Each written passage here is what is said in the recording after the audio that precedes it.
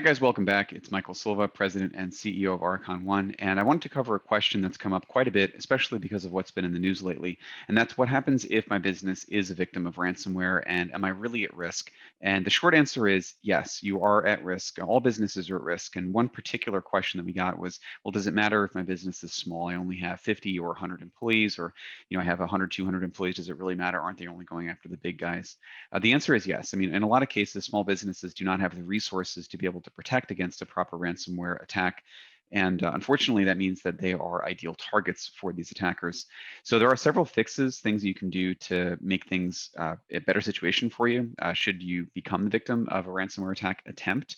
One of those is to take backups regularly, right? You want to make sure that any files that you're working on that are important to you are not just backed up, but also that they're being copied somewhere else other than your local network and even one particular cloud location that might have the same login and password to it. In a lot of cases, attackers will not only encrypt the important data that you have, but they'll also go after your backups as well. And if they encrypt your backups, you're kind of out of luck. So that kind of brings us to the real questions, which is what do I do if I am the victim of a ransomware attack? And really, you've got only three options, right? The first option is you can pay the ransom. Which has its own problems. You can ignore it and just live with it, or you can report it to the FBI, and the FBI can hopefully help you with it. If you've got backups and you can restore from backups, that will definitely help. However, in a lot of cases, some of these ransom demands are fit to small business needs, right? They could be like $1,800 to get your data back, or some palatable amount where you might say, well, it's worth it for me just to pay this. The problems you'll run into there are that if you pay the ransom, just like any other successful attack, the attackers will know that you've now paid and you're effectively a paying customer in their network. And just like lead lists, those lists are bought and sold on the dark web. So customers of these ransomware attacks, right, paying customers who have actually produced dollars or Bitcoin, as an example, are now known to be paying.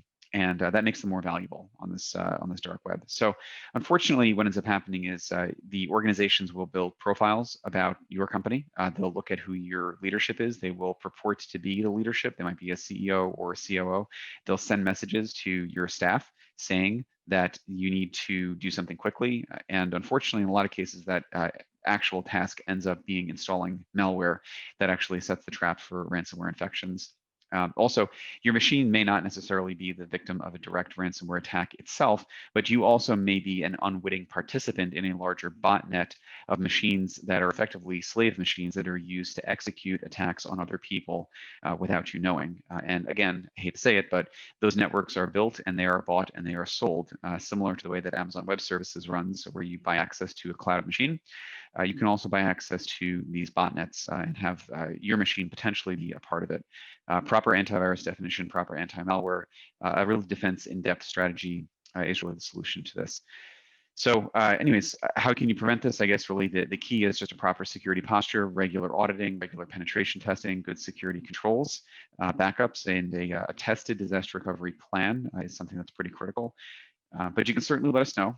So anyways, I hope to keep this video short for you guys. I hope this information was helpful for you. And if you've got any questions or concerns, or something looks a little fishy or strange and you want a second opinion on it, you can always feel free to contact us and we'll be happy to help you out with it. So, all right, hope it's been helpful for you guys, and we'll see you guys shortly.